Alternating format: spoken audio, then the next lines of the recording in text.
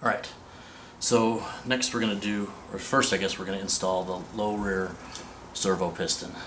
So the way it goes in is piston goes in the bore like this, then the spring, then the retainer, and you got to compress it all down so you can get this lock ring on.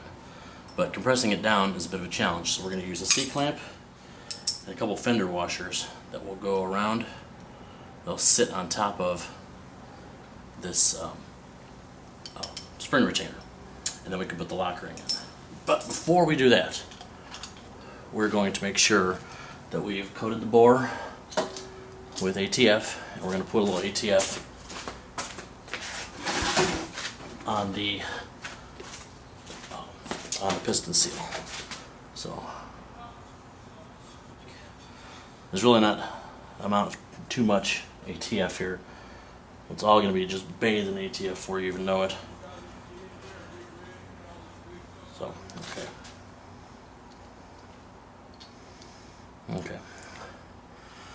Now we're in good shape there. All right.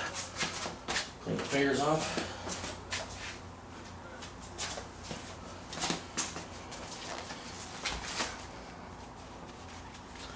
Okay. So, just gonna put this piston in. I want to make sure you don't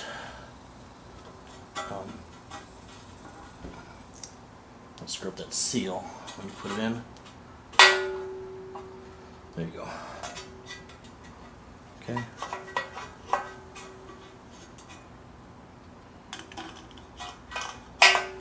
Okay, looks good. Now we'll put my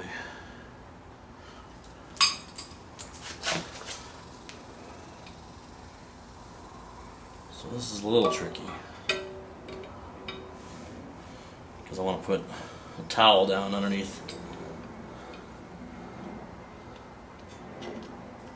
here. Okay. And we just start to compress with the C-clamp.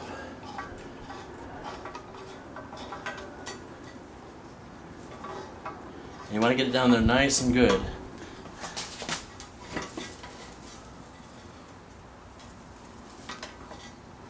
Because there's obviously like a ring or channel. Okay, should be good. All right. So recall this being a bit of a bugger last time I did it.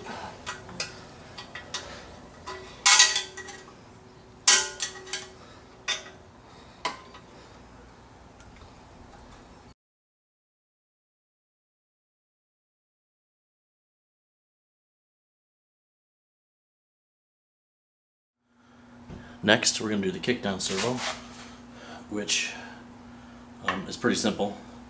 Basically, you got this piece and this piece, and then this piece goes like this, and it just drops in there. So once again, I'm going to coat the bore with transmission fluid, so it's all nice and smooth and slickery. Remember, ATF +4 only.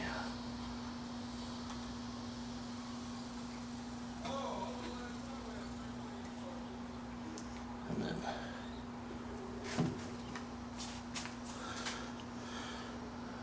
coat the rings real good. So it's all pretty well lubed up. Alright, that's very simple. You just drop it in. However, we need to get that lock ring on. Okay. We need to get this lock ring in this groove. And really the only way to do that is to use a C-clamp or something to compress it down. Now, the trick is, when you compress it down, this little nub stays up. So you need to have something that will go over that, you know, like a socket. And compress this down.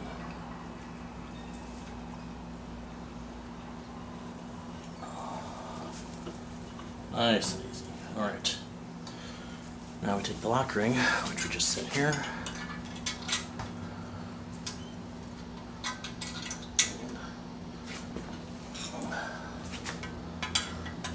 Just work your way around.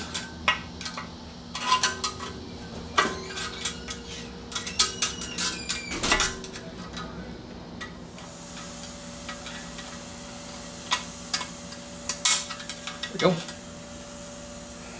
And we can release C-clamp. Remove the socket.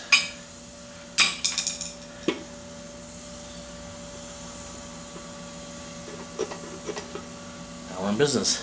Now the accumulator we're going to leave for last because we can't put, if we put it on before we put the valve body in, then it's likely to just fall out later because the valve body is actually what keeps this in.